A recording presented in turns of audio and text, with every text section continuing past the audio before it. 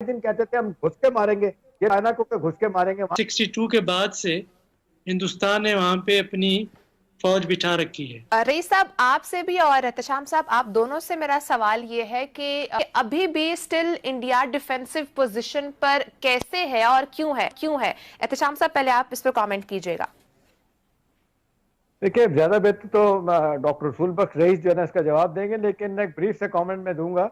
देखिए, जो काम करने वाला हमारे पे है ना, पहले अगर पाकिस्तान हिंदुस्तान को ले लें, आज 184 क्या कहते हैं सीट्स लेके, वोट्स लेके जो है ना हिंदुस्तान यूनाइटेड नेशन का सिक्योरिटी काउंसिल का नॉन परमानेंट मेंबर बन गया है।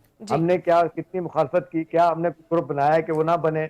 अब जिस तरीके यूनाइटेड नेशन के हर चार्टर की वो खिलाफवर्जी करता रहा है, तो वो किसी ने नहीं पूछा। लेकिन बदलते हालात में सूरत हाल जिस तरह आज तब्दील नजर आती है कि आज चाइना भी नाराज है, नेपाल भी, बांग्लादेश भी, कश्मीर पे भी मामला ठीक नहीं है, और अफगानिस्तान में भी ठीक नहीं है। अब चाइना के साथ जिस तरीके से लड़ाई, अब देखे ना, इतना खौफनाक किस्म का प्रोपोगंडा सोशल मीडिया पे हिंदुस्तान में हुआ। इससे आए दिन कहते थे हम घुस के मारेंगे, ये चाइना को घुस के मारेंगे। देखें अब जिस तरीके से बड़ी वाज़ेह तौर पे डॉक्टर साहब जरा बात बताएंगे कि हिंदुस्तान ने अमेरिका के साथ मिलकर सीपैक के खिलाफ काम शुरू किया, फिर लद्दाख बॉर्डर से जिस तरीके से उसको काट के हिंदुस्तान और चाइना और पाकिस्तान के दरमियान मसाइल पैदा करने की कोशिश की, वहां पे धड़ाधड़ उन्होंने नए रोड बनाए, एयरपोर्ट बनाने की कोशिश की लद्दाख पे, तो ना सिर्फ अपनी जगह वापस ले लेगा, फिर उसके बाद उन्होंने इतने लोग भी मारे। और आज देखते हैं माजद खान लहजा लेके हिंदुस्तान का फॉरेन मिनिस्टर और फॉरेन ऑफिस बैठा हुआ है। आज चाइना की फॉरेन मिनिस्ट्री ने फिर एक बड़ा सख्त बयान दिया है कि चाइना को ये ना समझे कि किसी कमजोरी के तहत वो आ जाएगा। उनका ख्याल है कि हम अपनी जगह का भरपूर तहफ़्फ़ुज़ करेंगे और हिंदुस्तान को बेव करना पड़ेगा। तो मेरा ख्याल है डॉक्टर साहब आप ही बताइएगा कि इस हवाले से आप क्या देखते हैं कि असल मामला क्या हुआ, हिंदुस्तान अब क्या करेगा? मेरा ख्याल ये है कि हमें ये देखना होगा कि इस इलाके में ये जो कारगिल से ऊपर और ये सियाचिन जरा उससे नीचे है वो इलाका है, एक जगह है उसका नाम है दौलत बेग। एक छोटा सा गांव है या छोटा सा शहर समझ लीजिए कि वहां से 62 के बाद से हिंदुस्तान ने वहां पे अपनी फौज बिठा रखी है, लेकिन मामूली तादाद में थी, कोई इतना ज्यादा बड़ी तादाद में नहीं थी। पिछले कुछ सालों से, जब से कि ये काराकोरम हाईवे और सीपेक के प्रोजेक्ट शुरू हुए हैं, तो हिंदुस्तान ने वहाँ पे सड़कें बनाना शुरू की हैं, जिस तरह आपने कहा एयरपोर्ट, और तो उसमें जो जो अपनी फौजी हैं रखे हुए हैं फौजी उसको ब्रिगेड लेवल तक बड़ा कर दिया है। ये क्यों? ये स्ट्रेटेजिकली इंपॉर्टेंट एरिया है, इसलिए कि इसे जो काराकोरम पास है सिर्फ 8 किलोमीटर 8 मील के फासले पर है।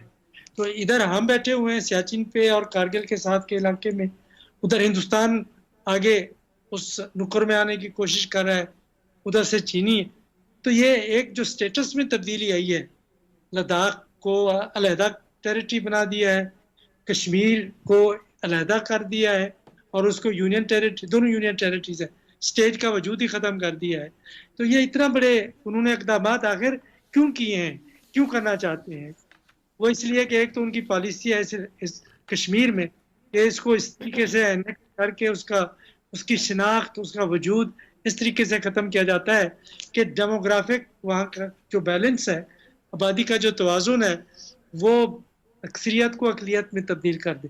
ये एक लंबा तारीखी अमल है और उन्होंने जो नुस्खे इस्तेमाल किए हैं वो मोरलेस वही है जो इजराइल इस्तेमाल कर रहा है फ़लस्तीनी आबादी को ख़त्म करने के लिए, उसको तकसीम दर तकसीम करके और फिर अपनी आबादियाँ वहाँ पे आबाद करके। तो मामला जुड़े हुए हैं। पार्टनरशिप अमेरिका के साथ प्रेसिडेंट ट्रंप साउथ चाइना सी में जिस तरह आए दिन बयान दिए जाते हैं चाइना के खिलाफ, इस सारे जब से मामला हुआ है, तो क्या आपके ख्याल में इसकी क्या वजह है? इसकी वजह यह है कि अगर किसी के घर डाकू या चोर घुस जाए तो फिर उसके साथ जो सलूक किया जाता है, आप ये तो नहीं कह सकते कि उसके साथ बहुत ज्यादती हो गई है। तो ये तो वहाँ अगर चीनियों के घर पहुंचे हैं, हिंदुस्तान की चालाकी ये देखो, उन्होंने अपनी फौजें वहाँ पे बगैर हथियारों के भेजी हैं, जो मुझे मालूम हुआ है कि हथियार नहीं थे, कि ताकि ये तो यहाँ पे कोई पिकनिक मनाने के लिए आए हैं कि वहाँ पे अपने आप को एक दफा बैठ जाए, तकड़े हो जाए, मजबूत हो जाए, फिर बाकी चीजें भी पहुंच जाएंगी। तो उन्होंने जिस तरीके से उनको मारा है पत्थर मार के और घूंसे मार के, पता नहीं किस किस तरीके से ठीक गोली है। चली। तो ट्रंप क्या कहेंगे, मोदी सरकार क्या कहेगी, दुनिया क्या करेगी? फिर उनके घर में आप घुस गए हैं और जो चीनी है वो ये कहते हैं कि पहली गोली तो हम नहीं मारेंगे। अच्छा रईस साहब शॉर्टली इस रेस पर भी कमेंट कर दीजिएगा। नेपाल ने जो एक नया नक्शा जारी किया है उनकी पार्लियामेंट ने, और उसमें वो तमाम इलाके शामिल हैं जिसपे तनाज़ा चल रहा है नेपाल और इंडिया का। तो आपको क्या लग रहा है, अभी नेपाल और इंडिया का एज सच तो कोई कंपैरिजन नहीं है, लेकिन जिस तरीके से एग्रेसिवली खेल रहा है इस वक्त नेपाल, तो उसको किसकी सपोर्ट हासिल हो सकती है? देखिए इस वक्त नहीं और इसी में डॉक्टर ये बताएं कि बांग्लादेश भी, डॉक्टर साहब बताएं, बांग्लादेश भी नाराज है, श्रीलंका भी नाराज है, चाइना भी नाराज। नेपाल की आपको बात कराता हूँ कि जिस दिन ज़िया-उल हक साहब का प्लेन क्रैश हुआ था, मैं वहाँ पे काठमांडू में था, और जो उस वक्त के बादशाह थे उनका जो बेनोई था उसके घर दावत में था, और उसने मुझे अलहदा लेके ये खबर बताई थी कि ये हुआ है, आपको मालूम है? मैंने कहा मुझे मालूम नहीं। तो अगले जो 2 घंटे वहां पे थे, जो फिक्रमंदी मैंने उस रॉयल फैमिली में देखी कि वो बीबीसी का उस वक्त शॉर्टवेव रेडियो पे थे, एक एक मिनट की खबर ले रहे थे कि हुआ क्या है, क्या हुआ है, क्या नहीं हुआ। अच्छे ताल्लुकात हैं नेबर्स के साथ। श्रीलंका में जो उनकी सिविल वार थी, ठीक है, उसको खत्म करने में और श्रीलंका को जिताने में बड़ा किरदार अदा किया है। बांग्लादेश की भी मदद की है, नेपाल की भी मदद कर। का वक्त खत्म हो चुका है, आपने अपना वक्त दिया, बहुत शुक्रिया। अब यही है कि इंडिया को किस तरह से प्ले करना है, क्योंकि इस वक्त उसने अपनी लड़ाई तमाम अपने हमसाय ममालिक के साथ लगा ली है। तो खित्ते में अमन कायम करने के लिए इंडिया को इस वक्त जो है वो अमन को आगे लेकर चलना पड़ेगा।